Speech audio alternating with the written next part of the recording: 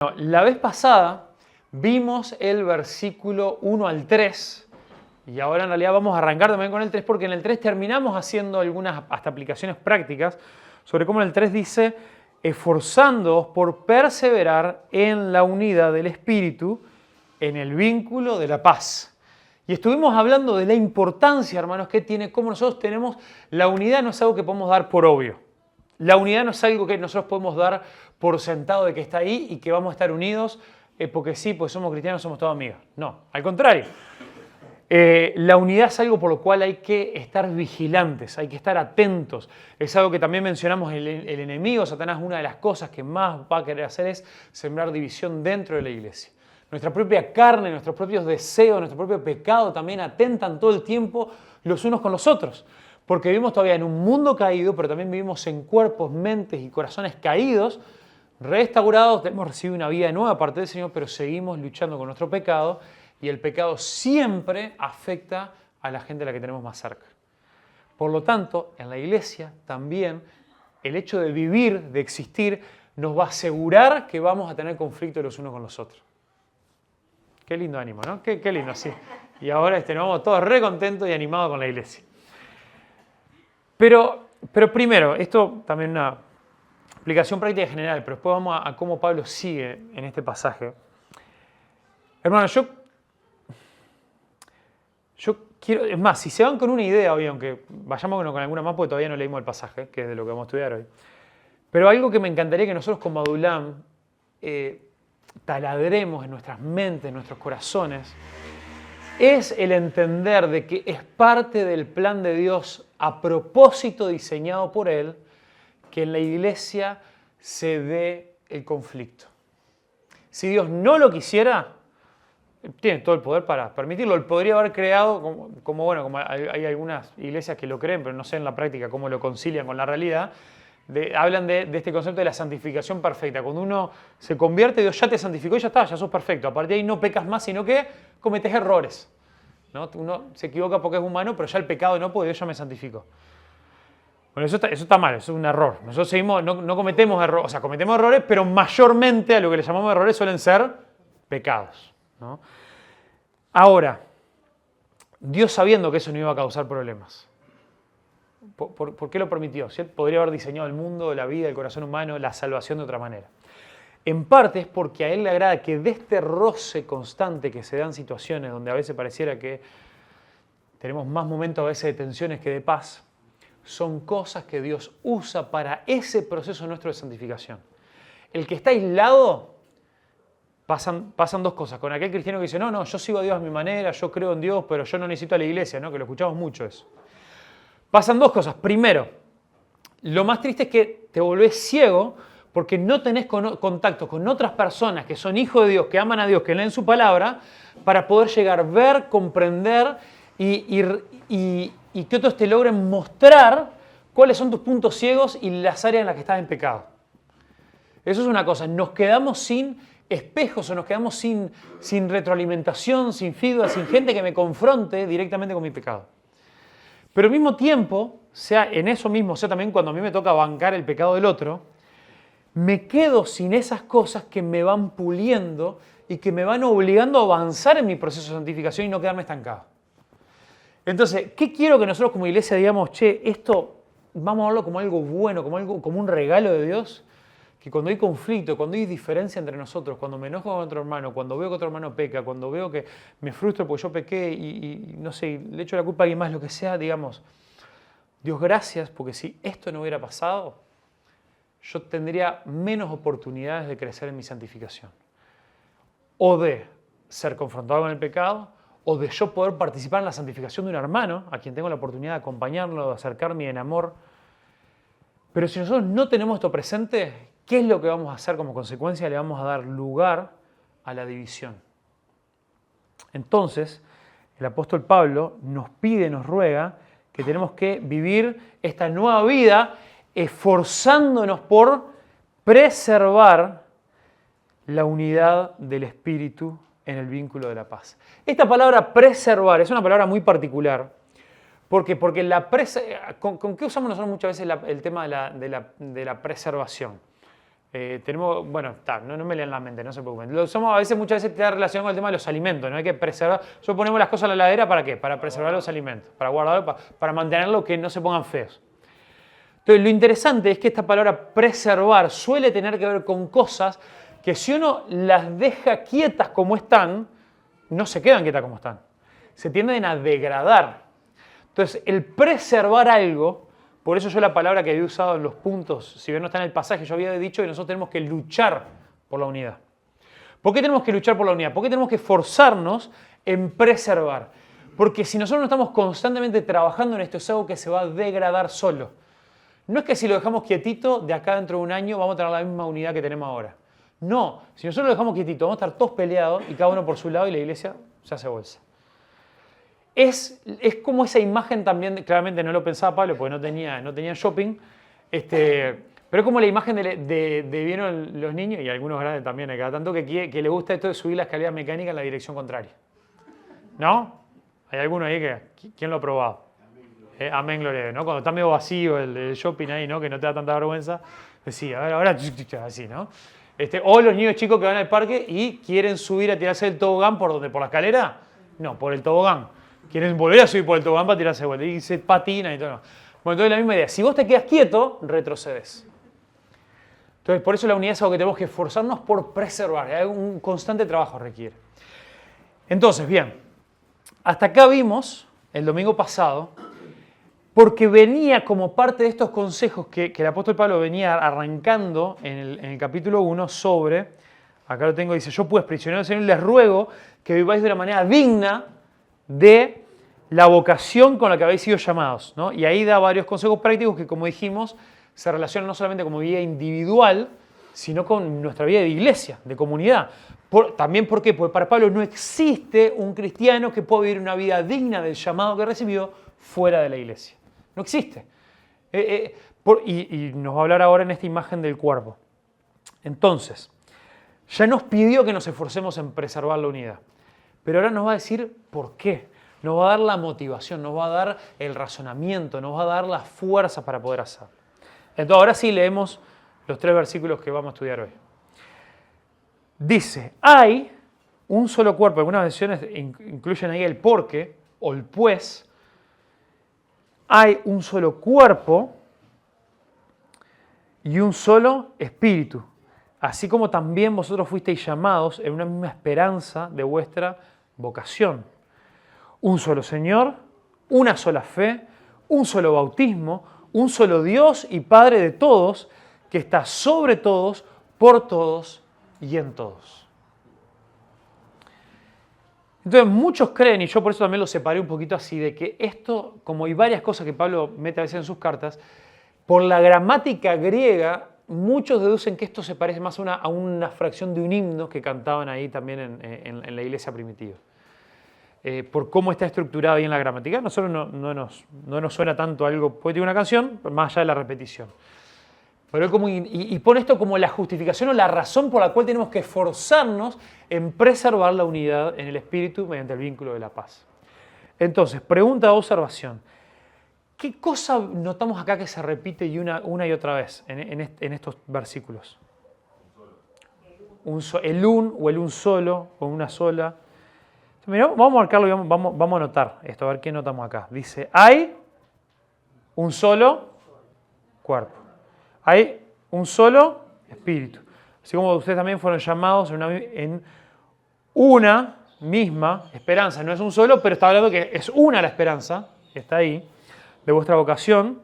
También, solo Señor, una sola fe, solo bautismo, solo Dios y Padre todos que está sobre todos, por todos y en todos. 1, 2, 3, 4, 5, 6, 7. Pablo no se puso a escribir así al trochimocha, al azar, como quien después puede borrar en el celular, ¿no? Lo que escribiste. Todas sus cartas están muy planificadas también. Y hay una intención también en toda esta estructura que él viene armando. Y un solo, ¿de qué nos habla? De unidad, que es lo que él está queriendo enfatizar, lo que él está queriendo que nosotros crezcamos en el entendimiento de la importancia que tiene. Entonces, después, ¿cuáles son los unos solo? Tenemos un solo cuerpo, solo espíritu, esperanza, Señor, fe, bautismo, Dios y Padre, ¿no? Son estos solos que tenemos. Pero, y acá voy a arreglar un poco más la estructura que quizás no está tan clara así, yo les diría, y acá vamos como al título, ¿no? Pablo nos está llamando a practicar, a vivir, a luchar, a ir por una unidad que está basada en la Trinidad. ¿Por qué? Porque en este pasaje nosotros vemos presentes al Espíritu, al Señor Jesucristo y al Dios y Padre. Y vemos que las otras cosas que hay un solo en realidad se derivan de ellos. Y es un poco lo que vamos a hablar brevemente, ¿no? Entonces, nosotros tenemos que luchar por una unidad que está basada también en Dios, en nuestro Dios trino, lo cual ya en sí en concepto, y por eso está todo el tiempo apareciendo en la Escritura, en todas partes, en las oraciones de Pablo, en sus mandamientos, en muchas de las instrucciones a la iglesia. ¿Por qué? Porque Pablo es consciente de que el hecho que nosotros tenemos un Dios trino que vive en comunidad y vive en perfecta unidad desde la eternidad y hasta la eternidad tiene muchísimo que ver. El hecho de que si nosotros no tuviéramos un Dios trino, también hemos explicado en algún otro momento cómo también no tendríamos un Dios que es amor, porque el amor requiere a alguien a quien amar. Por lo tanto, Dios no comenzó a amar con la creación, con el hombre y la mujer. Dios siempre fue un Dios que en esa relación trinitaria de unidad siempre se pudo amar de manera completa y perfecta desde la eternidad. Y por eso también sabemos que Dios no nos creó por necesidad, ni siquiera nos creó por amor en cuanto a la motivación principal, si bien nos creó por amor, pero no era su motivación principal, sino que también nos creó primero por amor a su propio nombre, a su propia gloria, en cómo su gloria iba a ser reflejada a través de la creación, pero además también como un desborde de su generosidad y el amor que ella vivía viviendo y experimentando en la unión perfecta de la Trinidad. Entonces, por eso Pablo va a recorrer cómo muchas de las cosas que nosotros tenemos nos unen espiritualmente en esta relación trinitaria, en esta relación que nosotros tenemos como hijos de Dios y como iglesia con la Trinidad. Y por eso nosotros también tenemos que trabajar y enfocarnos en eso. Entonces, esforcémonos por preservar la unidad del Espíritu en el vínculo de la paz, porque hay un solo cuerpo, y acá donde voy, que todos los otros un solos están relacionados o están ligados a las tres personas de la Trinidad. ¿Por qué? Porque nosotros tenemos un solo espíritu y porque tenemos un solo espíritu que somos un solo cuerpo. Y vamos a ver a qué nos referimos con esto. Hermanos, cuando nosotros de manera individual venimos al Señor, ¿qué es lo que cambia? ¿Qué es lo que nos da la seguridad de que somos hijos de Dios, que somos salvos? La presencia del Espíritu Santo en nosotros. Nosotros sabemos que somos salvos por gracia, por medio de la fe, no por obras para que nadie se gloríe. ¿Y qué es lo que confirma esa salvación? Nos dice la palabra de Dios, el hecho de que Él nos ha dado su Espíritu. Al ser adoptados recibimos su Espíritu en nosotros y su Espíritu ahí sí habita individualmente en cada uno de nosotros. Pero, ¿qué es lo que Pablo nos lleva a reflexionar? El Espíritu de Dios que habita en nosotros es un solo Espíritu, es el mismo. Y eso es lo que nos transforma a nosotros como iglesia en un solo cuerpo. Es eso. Es el hecho de que el espíritu que Quique, que Lilian, que Eve, que Marta, que Marie tienen dentro en su vida, en su espíritu, en su corazón, que hemos sido ligados de manera perfecta con Dios a través de su espíritu, eso lo que hace es que también me liga, me une de manera inseparable como estos tendones, como estos músculos que nos unen, que van las coyunturas de las que habla también la palabra de Dios, del cuerpo de Cristo, los ligamentos que nos une completamente a cada uno de los miembros los unos con los otros. ¿Y qué es eso? Es el mismo espíritu que compartimos. Entonces hay dos realidades que nos tienen que explotar la cabeza, pero Pablo ya habló de una, de esta realidad que fuimos adoptados, que participamos en su mismo espíritu, en los capítulos anteriores, hablándonos del Evangelio. Pero ahora lo que nos tiene que romper la cabeza y nos tiene que llevar a ver y apreciar la iglesia, y no la iglesia como algo general, La iglesia es el hermano que tenemos al lado. La iglesia con el que me ofendí, con el que me enojé, el que me molestó la semana pasada, es pensar, wow, el mismo Espíritu Santo de Dios que habita en mí por gracia, por medio de la fe, que me perdonó de mis pecados, que me dio un nuevo corazón, nuevos deseos, es el que también habitó e inundó la vida de mi hermano. Y ahora, a través de ese mismo Espíritu, él y yo estamos ligados inseparablemente. Entonces, cuando hablamos que la iglesia es el cuerpo de Cristo, somos el cuerpo de Cristo porque compartimos un mismo Espíritu. Y es la obra de su Espíritu la que nos liga, la que nos une. Y acá vamos, y también le voy a robar algunas frases o algunos de los énfasis que estábamos viendo en 2 Timoteo, allá en el retiro de Jehu, con el pastor Avildes. Un montón de cosas Pablo todo el tiempo está uniendo la soberanía de Dios, o en este caso la realidad espiritual, que es cierta, que es incambiable, con la responsabilidad humana. Y para él no es que no hay una tensión, trabajan juntas y van de la mano. Entonces, él no está diciendo que vos y yo tenemos una responsabilidad de esforzarnos, de trabajar, de ser vigilantes, de poner todo nosotros para que cuando vemos una pizca de división, cuando vemos una pizca de problema entre hermanos, no, vamos a atacar esto, vamos a amarnos y vamos a tratar con este problema, no lo vamos a ignorar, no sea cosa que esto crezca y se genere una raíz de división en medio nuestro. Vamos a hablar las cosas, vamos a amarnos, vamos a perdonarnos, vamos a confrontarnos en amor. Porque no le podemos dar lugar a la división. Y eso requiere mucho de nuestro esfuerzo y trabajo y requiere que seamos intencionales. Pero también hay una justificación para eso. ¿Cuál es? Que ya espiritualmente, en los lugares celestiales, como también nos dice Pablo acá en Efesios, ya disfrutamos de una unidad perfecta en el Espíritu que nos ha convertido todos en un solo cuerpo.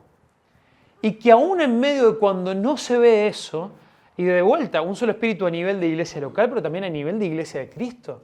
Y por supuesto que a nivel de iglesia de Cristo, lo último que a veces parece que hubiera es unidad. Pero Pablo nos dice, no, como espiritualmente, como compartir, los que son salvos, y nosotros no nos vamos a poner a evaluar quién es o quién no, pero como los que son salvos, dispersos en diferentes iglesias, incluso personas que han sido convertidas de verdad, que el Señor les ha salvado, les ha dado una nueva vida, en lugares donde lugares que no son sanos, que no se predican la palabra, pero el Señor a través del poder de su Espíritu les dio suficiente entendimiento del Evangelio para salvarlos en ese momento, ya son parte del cuerpo de Cristo.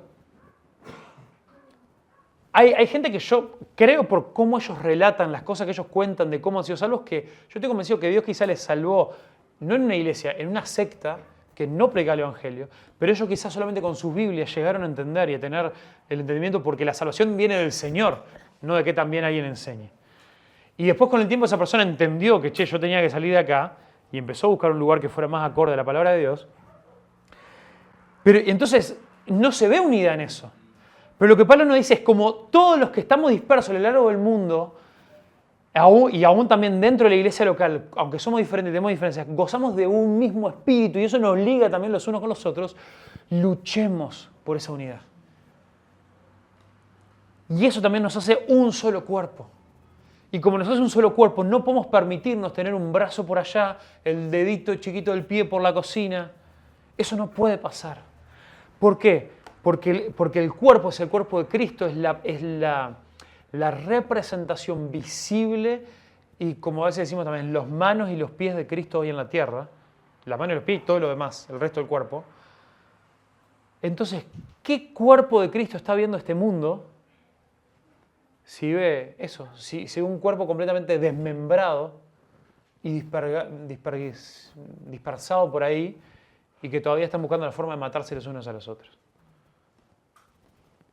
Entonces, Pablo nos quiere señalar la realidad de la unión que nosotros tenemos con la persona de la Trinidad para que veamos también la importancia de luchar por la unidad del cuerpo.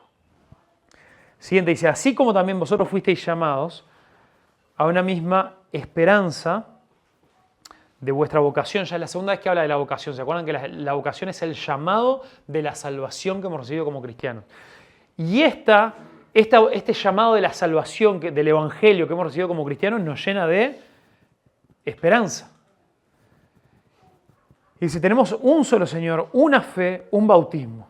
Entonces acá donde yo en realidad argumentaría que nos conecta con que compartimos un mismo Señor, que es a través de quien recibimos una misma esperanza, a través de quien también compartimos una misma fe y un mismo bautismo. ¿Por qué? La palabra de Dios nos habla de en dónde reside la esperanza del cristiano. ¿Cuál es la esperanza de nuestra salvación? Tiene que ver con nuestra vida eterna, ¿no? Y de vuelta, yo hago así porque justamente es eterna, es para siempre, pero recordemos que Jesús dijo, yo he venido para que tengan vida, la tengan en abundancia. La vida eterna comienza hoy, comienza en el día que vos le entregás tu vida a Jesús. La vida eterna no es algo para cuando nos morimos, no arranca ahí. La vida eterna arranca a partir de que Dios te da un nuevo corazón y su Espíritu viene a habitar en tu vida, ¿no? Y eso tiene que ver también con la fe, con el bautismo. Pero entonces, a partir de ahí tenemos una nueva esperanza. ¿Cuál es la esperanza?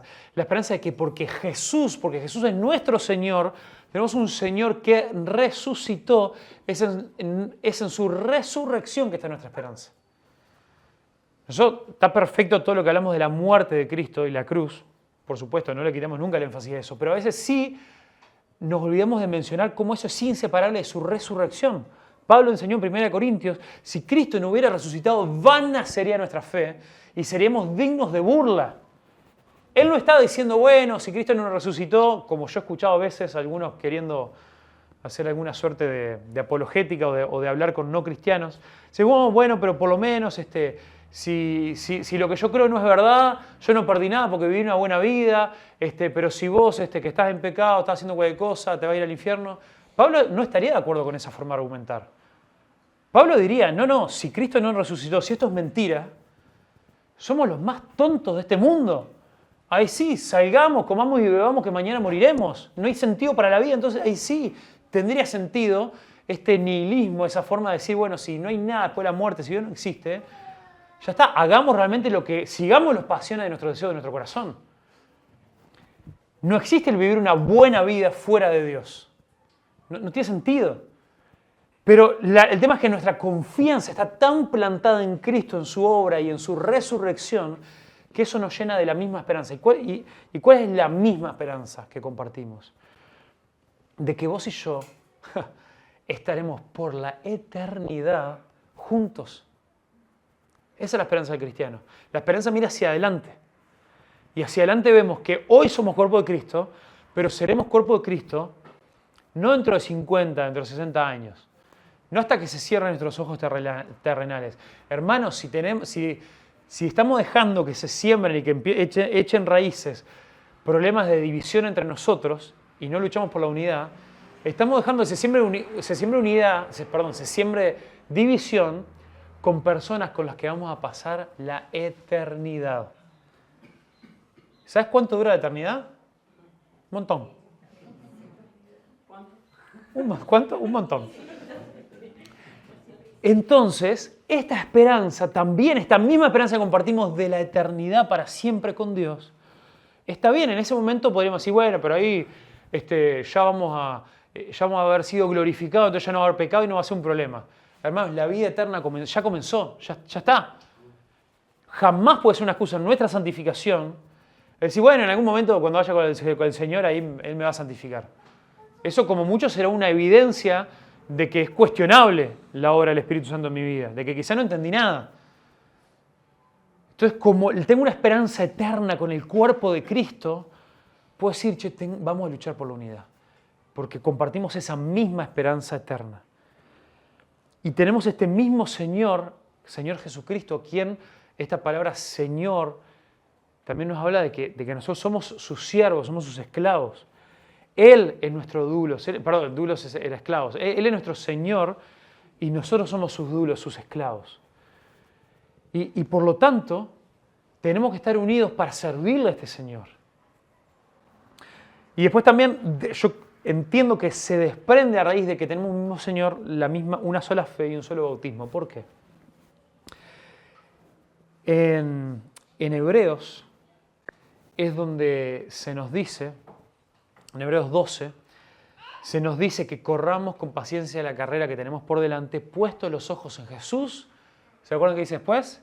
El autor y consumador de la fe. Y esto tiene 1000 aplicaciones por las que nos podríamos ir con este tema de que vos y yo compartimos una misma fe. Entonces, primero, se desprende de nuestro Señor Jesucristo porque Él es el autor de la fe y es el consumador. ¿Qué significa es el autor de la fe? Significa que sin Cristo, sin su obra redentora en la cruz, no hay fe.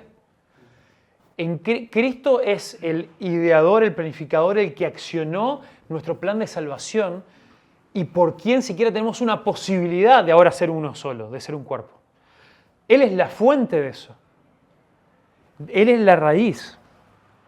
Él también es el autor, o sea, el ideador, pero también el consumador. El consumador también nos lleva a las palabras de Jesús en la cruz. Cuando dijo, tetelestai, consumado es. Ya está, ya se hizo todo lo que se tenía que hacer y por eso nuestra salvación es por fe y es por la misma fe. ¿La fe en qué? La fe en que no, yo tengo fe de que todo va a estar bien, yo tengo fe. Ahí con Carlitos Balán, ¿no? No, ¿con quién era? Carlito Ortega. Bueno, yo me lo... le puedo echar la culpa a mi edad, de mi confusión. Era para ver si estaban atentos. Claro, los veo muy atentos.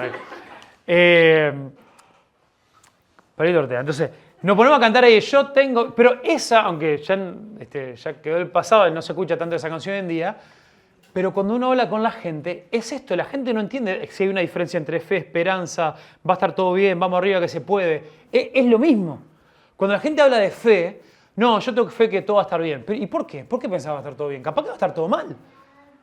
¿Cuál es tu fe? No, bueno, porque hay que ser positivo. Ah, lo tuyo es un positivismo sin base. Es una esperanza que no tiene justificación.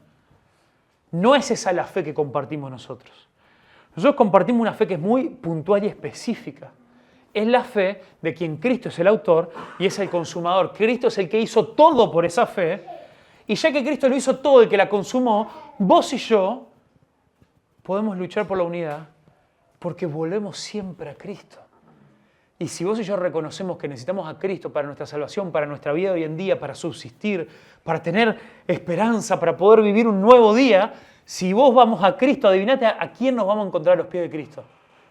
A todos los demás miembros de este cuerpo que en fe vienen también a buscar a Cristo. Entonces no vamos a andar pechando ahí durante toda la eternidad con todos los que han venido de toda lengua, tribu y nación a los pies de Cristo a raíz de esta fe.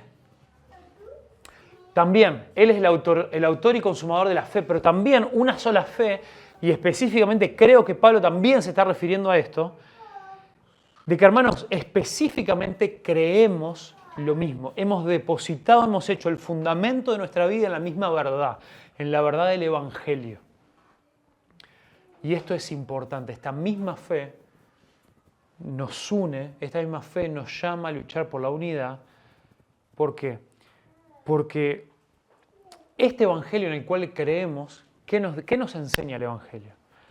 Nos enseña que somos todos pecadores, que delante de este Dios esta misma fe lo que nos enseña, esta sana doctrina de la que tanto Pablo habla en Timoteo y en Tito, la sana doctrina no tiene que ver con ver si nosotros hacemos la Santa Cena con jugo de uva, con vino, y otros no, y otros en vez de usar pan sin levadura son galletas. Entonces, nosotros tenemos mejor doctrina que ellos porque nos tomamos la palabra de Dios más serio. No tiene nada que ver con eso. Pablo cuando habla de la sana doctrina está hablando, y cuando habla de los que rechazan la sana doctrina, está hablando de aquellos que rechazan la verdad central del Evangelio, aquellos que han rechazado y han minimizado a Cristo.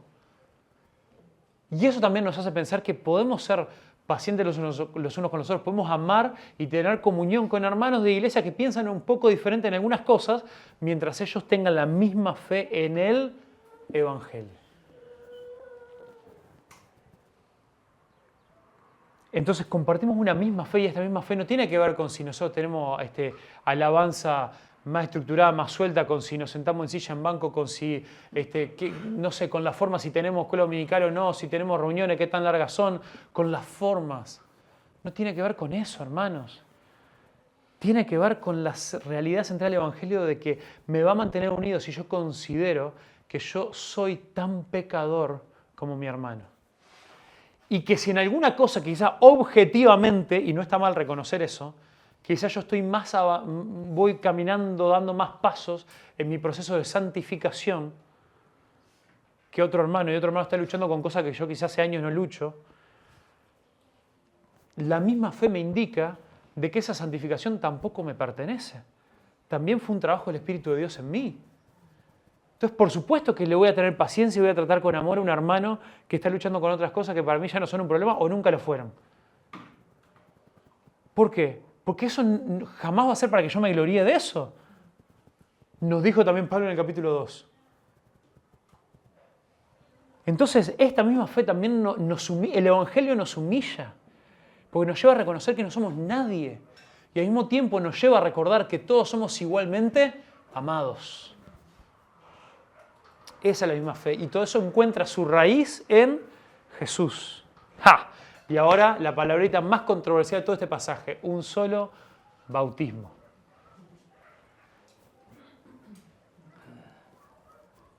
¿Qué cuerno tiene? ¿Saben que yo tengo un amigo que ahora el Señor lo llevó a entender que no es lo que la palabra enseña, que él venía también de una denominación, de una iglesia que predicaba el Evangelio, pero ninguno de ellos, y él incluso ya siendo pastor y todo, jamás se había bautizado. Porque ellos por este versículo y por otros más decían, no, hay un solo bautismo, no hay varios bautismos. Entonces en realidad cuando uno se convierte y el Espíritu Santo viene a nuestra vida, ese es el bautismo del Espíritu Santo. Por lo tanto, ya tuve un bautismo, no puedo tener otro.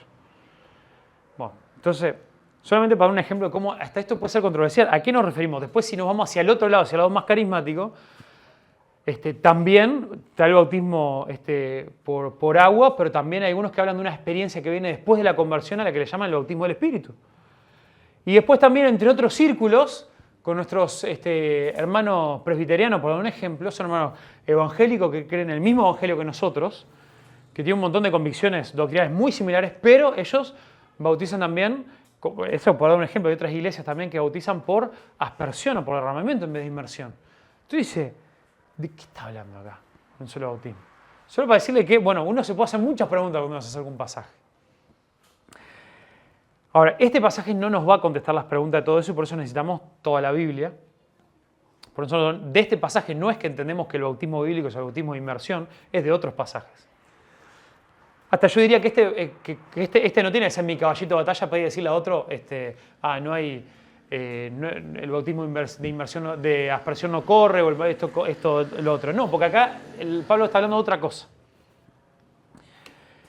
Yo acá entiendo que Pablo sí está hablando del bautismo, en el cual sí, cuando se habla más claramente de bautismo, tiene que ver con ese momento donde una persona se convierte y al momento donde da fruto de arrepentimiento y de tomar una decisión de querer seguir a Cristo, es bautizado por agua, en el cual el símbolo del bautismo, ¿cuál es? Nuestra identificación, por eso la flechita también, con el Señor. Nos identificamos en su muerte y su resurrección. Entonces, qué tremendo cuando nosotros también entendemos que las ordenanzas, por eso yo le voy a ser sincero, yo no tengo problemas, si bien entiendo, no lo digo mucho porque entiendo que mucho enseguida pensamos en el catolicismo, pero yo no tengo problema con decir que para mí la Santa Cena, que dicho sea de paso, en un rato vamos a participar de la Santa Cena, la Santa Cena y el bautismo no son solamente simbolismos que hacemos. Yo hasta me siento cómodo con la palabra sacramento. Con la distinción que no es el mismo sacramento que la Iglesia Católica, que es una obra, no es una obra. Pero realmente es para darle peso. Que mismo también cuando nosotros venimos a la mesa y participamos del pan y el jugo que nos recuerda al cuerpo y la sangre de Cristo, no es un símbolo como que tenemos otros símbolos de decir, uno podría decir, el púlpito es un símbolo, es una metáfora de la centralidad y la importancia de la palabra de Dios. Eso es un símbolo, una metáfora, hay un montón de símbolos que vamos a tener entre nosotros.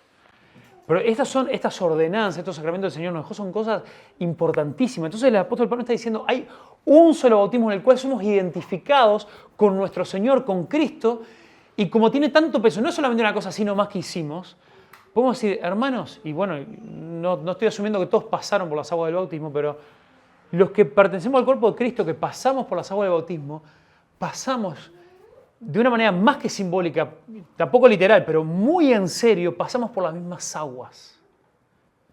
Nos identificamos con la misma muerte. Participamos de la misma resurrección a una nueva vida.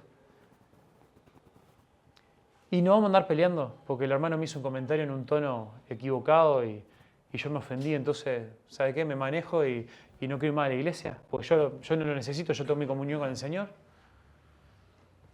Es fuerte esto, hermanos. Es fuerte.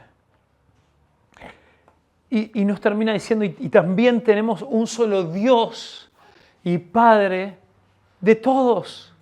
Y acá está diciendo, nos está llevando a nosotros a pensar en nuestra relación con la Trinidad de Dios como Padre, que también es Padre de nuestro Señor Jesucristo. Dice, y este Dios Padre que es soberano, está por encima de toda la creación, dice que la tierra es el estrado de sus pies. Dice, Él es Padre, y ojo, de vuelta también aclaraciones, Padre de todos. Todos, ¿de quién está hablando? De todos los que son de este cuerpo. No está hablando de todas las personas jamás existiendo, sino estaremos enseñando universalismo. No el hecho de que todas las personas, no importa si se arrepienten o no, van al cielo. Es un Padre de todos aquellos, todas las personas son creación de Dios. Solamente los hijos de Dios son hijos de Dios, tenemos a Dios como nuestro Padre. Entonces dice, este es el Padre de todos los que son parte de este cuerpo. Entonces, ¿con qué cara nosotros nos presentamos a nuestro Padre? Aquel que envió a su Hijo primogénito y unigénito para lograr hacernos adoptar a nosotros a través de la muerte de su Hijo, y le decimos, no, me ofendí con mi hermano porque me trató mal. Y Dios es de su grandeza que está teniendo control de cada pelo que se cae del cabello de cada una de las personas y que es soberano sobre todas las cosas, que Él tiene perfecto conocimiento y decisión sobre cada uno de los asuntos de cada una de nuestra vida, donde no hay asunto ni demasiado grande que lo supere, ni demasiado pequeño que no le importe. Ese frente al Dios que nosotros nos presentamos y nosotros vamos a permitir que se siembre división y desunidad en medio de su cuerpo. No, hermanos, no lo permitamos. Y Él nos recuerda, este Dios y Padre está sobre todos. Esto nos habla de su autoridad, de su soberanía. Como nosotros, si está sobre todos, es que nosotros, ¿dónde estamos? Por debajo. Eso nos habla de que vos y yo tenemos que someternos a Dios. Y esa es qué palabra que rechina en los oídos de todos hoy en pleno 2024, ¿no? Pero y más todavía cuando lo queremos relacionar con Padre, ¿no? Porque el Padre, la relación amorosa, nos olvidamos que en la estructura de familia que Dios mismo nos muestra, Él establece que hay una jerarquía, hay un orden, hay autoridad sana, modelada por Dios de manera perfecta, un Padre que se entrega, pero un Padre que tiene autoridad y cuya familia se somete a ese Padre, cuyos hijos se someten a ese Padre, cuyo Padre no permita que los hijos lo pasen por arriba, y hijos que tienen que decir, no, lo que dice Dios tiene que ser a su manera, es lo que estamos viendo en el estudio de hoy temprano. Otro chivo, recordemos, 9:30, estudio que está muy bueno y nos beneficia a todos. ¿Qué estuvimos viendo en el Éxodo? Que Dios le da los 10 mandamientos a un pueblo que hacía 400 años estaba en esclavitud y por tanto ellos no tenían identidad y no sabían que eran pueblo de Dios. Para nosotros son noticias viejas, para ellos era nuevo. No, nosotros, no sé, alguien nos habló de Abraham, de Isaac, de Jacob, pero ya no tenemos mucha idea de quiénes son. No tenían escritura, no tenían posibilidad de reunirse, justamente deja salir de mi pueblo a adorar al desierto, porque por 400 años no habían podido adorar. Y quien no se reúne a adorar se olvida de su identidad en Cristo. También un guiño ahí para también por qué también es importante que nos congreguemos. Y tenemos un pueblo que hacía 400 años que no se congregaba a adorar a su Dios. Entonces los mandamientos que Dios le empieza a dar en el desierto, en el Sinaí, era también para que ellos se sometan y al someterse puedan ganar en su identidad de cuerpo, de pueblo. Entonces Él está, tres cosas de este Dios y Padre, está sobre todos, nos habla de su autoridad y de nuestro sometimiento a Él, pero nos dice que Él es por todos. Hermanos, cuando vos te sometés a lo que Dios pide, lo podemos hacer en una profunda confianza que lo que Dios pide es por nuestro bien. Él nos ama profundamente y aunque nosotros no entendemos muchos sus mandamientos, y muchos de ellos no, hermano, no tenemos que, muchos de ellos tienen sus razones, pero si esperamos entender las razones de Dios antes de obedecer, estamos en el horno. Entonces, el orden es, primero me someto, pero después también confío en que todo lo que Dios me pide es por nosotros, es por todos, es por su cuerpo, es por su bien. Y de vuelta, el lenguaje plural no es por mí, es por todos, es por su pueblo. Y por eso vale la pena. Y por último, también nos termina animando en que este Dios y Padre es en todos. Es un Padre al cual nos sometemos, es un Padre en quien confiamos, que nos pide sometimiento por nuestro bien, y es un Padre también que camina con nosotros, está en nosotros, está con nosotros, para guiarnos esa unidad, para guiarnos esa vida eterna, para guiarnos a deshacernos de cualquier división. Entonces, algo práctico, somos animados a luchar, para el otro lado, somos animados a luchar y preservar la unidad del Espíritu por medio del vínculo de la paz basada en la Trinidad.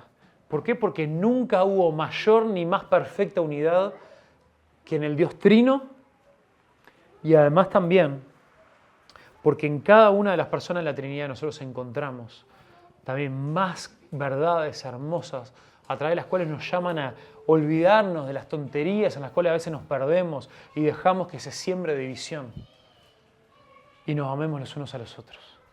Porque el precio que fue pagado para que Dios tenga para sí un pueblo y tenga para sí un cuerpo es demasiado grande para que nosotros lo pasemos por alto. ¿Amén? Entonces, pregunta, ¿a quién tenés que amar esta semana? ¿A quién tenés que perdonar? ¿A quién te tenés que acercar y decir, che, al hermano? Pero ¿le podremos poner nombre y apellido? ¿Habrá alguien, o sea, quizás si estamos en un momento de paz, que los hay, está bien, hay momentos donde estamos bien con la iglesia, y ahí taladremos esta verdad para que surja de nuestro carácter cuando haya un conflicto, pero capaz que muchos de nosotros estamos en medio de un conflicto, o no estamos en medio porque hace tiempo lo venimos ignorando, ya pasamos el medio, ya estamos bien avanzados. Y ese conflicto se ha enfriado, pero lo que quedó fue la raíz de amargura, la raíz de división. Entonces Dios nos llama, che, accionemos en esto. Demos el paso, hablemos, tomemos la iniciativa, perdonemos, conversemos en amor, por el bien de su cuerpo. No solamente para yo sanar, no solamente para yo perdonar y sentirme en paz, es por el bien de la iglesia y por la gloria de Cristo. ¿Amén? Amén. Padre Celestial, te alabamos, te bendecimos, te necesitamos, Señor, por sobre todas las cosas. Y pedimos de tu ayuda, Señor, en este tiempo, para que podamos ser vigilantes en nuestra lucha por preservar la unidad en el cuerpo. Ayúdanos a amar a aquellos hermanos que están lejos de otras iglesias, con los cuales tenemos diferencias, y quizás son diferencias justificadas, pero si comparten el mismo evangelio que nosotros, llévanos a amarles. Y Padre, también más cerca, llévanos, Señor, también a identificar si todavía hay alguna raíz de amargura con un hermano, si hay alguna cosa que quedó sin hablar, y algo que lo podemos hacer por el bien del hermano, por la paz en mi corazón, pero por el bien de la iglesia como tu cuerpo y para tu gloria, para que tú, Señor, seas glorificado en medio de nuestras relaciones. En el nombre de Jesús. Amén.